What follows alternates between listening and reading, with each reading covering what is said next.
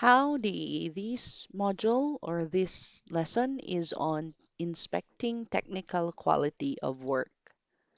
The learning objectives are as follows: gather information to carry out inspection, inspect and apply quality standards to work, and achieve quality work outcomes.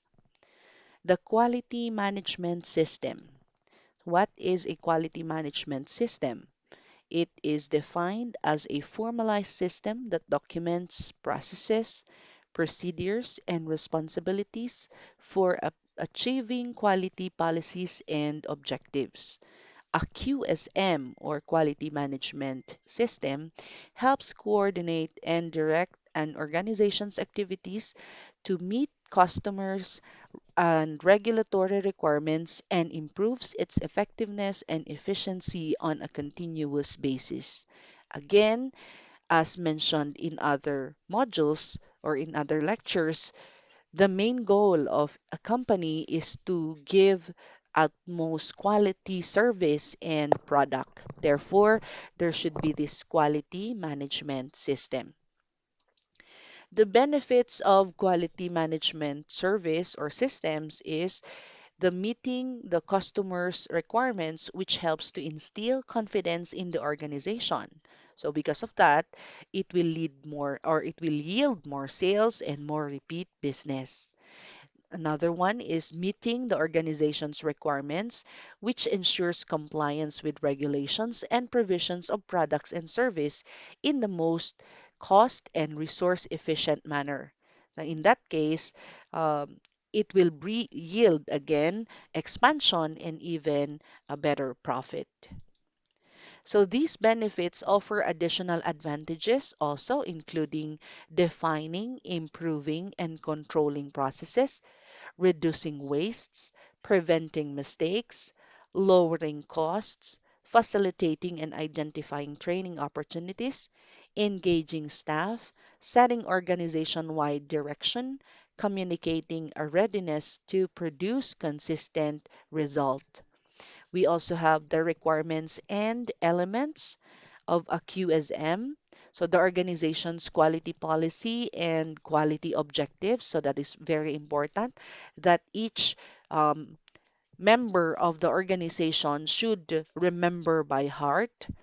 Quality manual, procedures, instructions, and records, data management, internal processes, customer satisfaction from product quality, improvement opportunities, and quality analysis. Then we also have the vehicle safety requirements.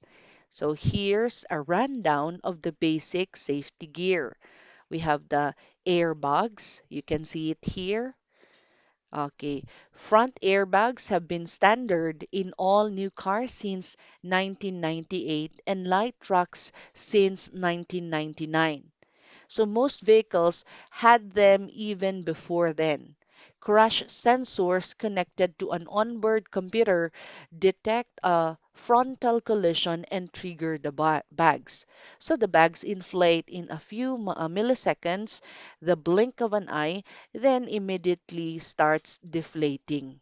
Okay, so while airbags have saved thousands of lives, they also have potential to cause injury or even death to children or to occupants who aren't using a seat belt. Therefore, your seat belt here is also very important for the airbag to work properly.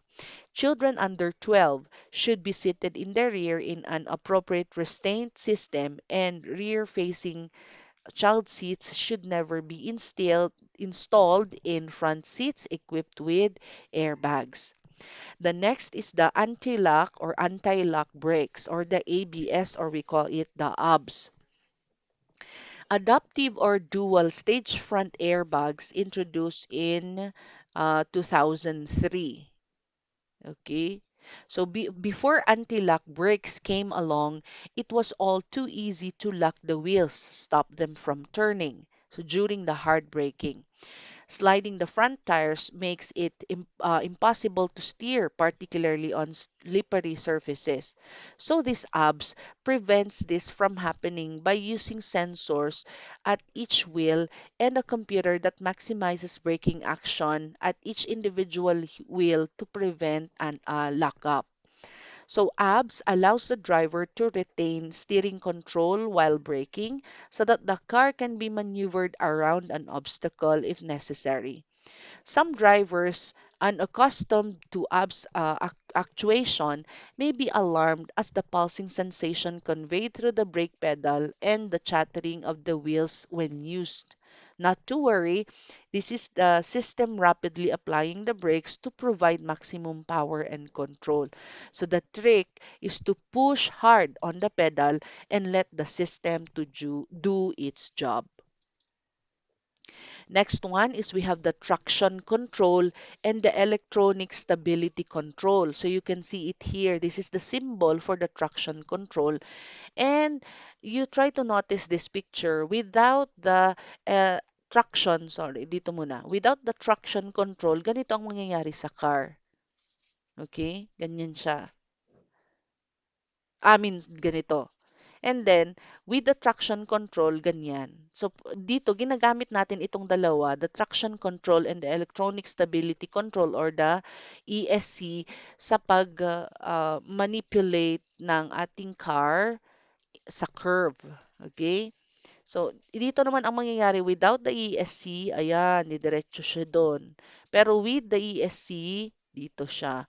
Kaya naman, on the other side. So, pwedeng mahuhulog siya o mapupunta siya sa ibang side.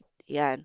So, napaka-importante ng ating traction control and the electronic stability.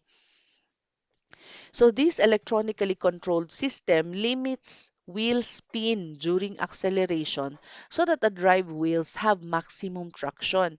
It's particularly useful when starting off in wet or icy condition or in launching with a high horsepower engine. So some traction control systems operate only at a low speed while others work at all speeds. Most traction control systems use the car anti-lock brake naman system to momentarily brake a spinning wheel.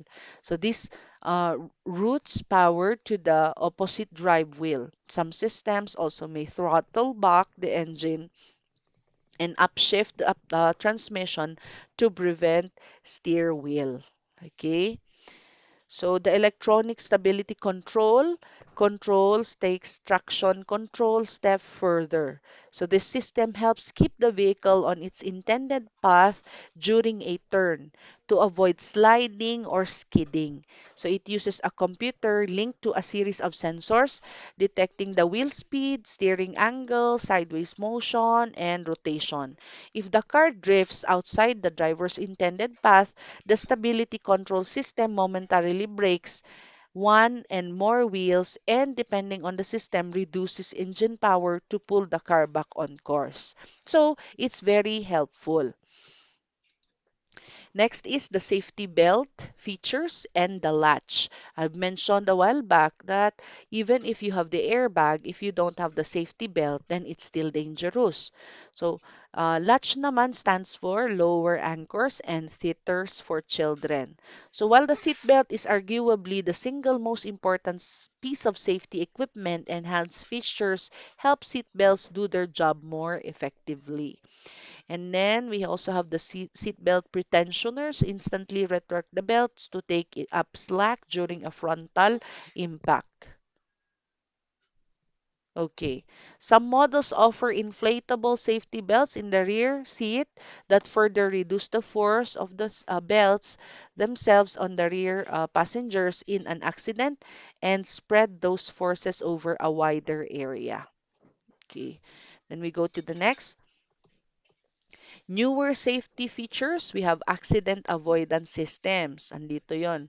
We have the brake assist, forward collision warning, automatic emergency braking, pedestrian detection, adaptive cruise control, blind spot warning, rear cross traffic alert, lane departure warning, lane keeping assist, active head restraints, backup camera. We also have the parking assist systems, automatic high beams, tire pressure monitors, and telematics. So, andun lahat. Pinapa-improve lagi ang mga cars natin for us to be safe in driving them. Then we also have the occupational health and safety regulations and requirements. Okay. So the scope is fundamental principles to guide the policies for promotion, action, and management, general protection measures, protection in specific branches of economic activity, protection of specific professions, protection against specific risks, and organizational measures and procedures relating to it. Okay, so we have here major ILO instruments concerning occupational safety and health in general. Okay, eto yun. Protection of Workers' Health in 1953. Ayan. Okay, then we also have how the core OHS standards relate to the standards. Okay, we have here fundamental standard. Yan, pinapakita lang niya kung paano. Then we also have the key features of national policy on occupational health and safety. Ayan, pwede niyong basahin yung mga yan in the PowerPoint presentation.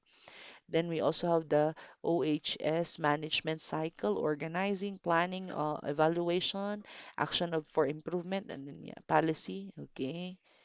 Then next, one of the world's most broadly adopted, okay, is the customer focus, leadership, engagement of people, process approach, continuous improvement, evidence-based decision making, and relationship management. So that would be all for this discussion. Thank you so much and see you again next time.